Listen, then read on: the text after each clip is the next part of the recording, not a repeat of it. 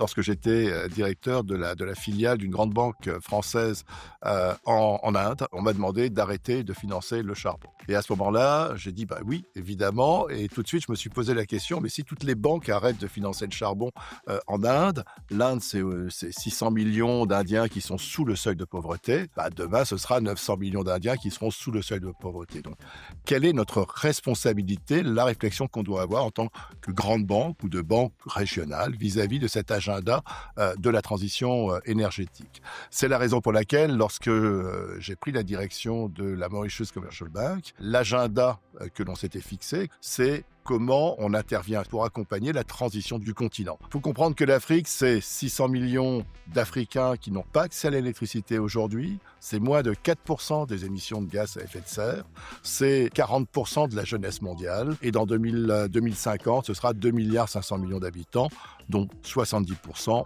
auront moins de 35 ans. On comprend bien que la transition va passer par la croissance économique de ces pays. Cette croissance économique aura besoin d'énergie, et cette énergie ne pourra pas être que renouvelable. Ce sera donc une transformation qui passera par les énergies fossiles. Il vaut le gaz au pétrole, il vaut mieux le pétrole au charbon, et bien évidemment le charbon au bois. Et également les énergies renouvelables qui viendront accompagner la transformation au fur et à mesure du continent pour pouvoir monter l'ensemble de ces populations à un niveau de vie acceptable. Dans la stratégie ESG, je rappelle, environnement, social, gouvernance, le E est fondamental, on est participant à l'évolution et la transformation de notre planète, mais en tant qu'Africain, le S social, l'évolution de nos sociétés, est vraiment la priorité de nos priorités.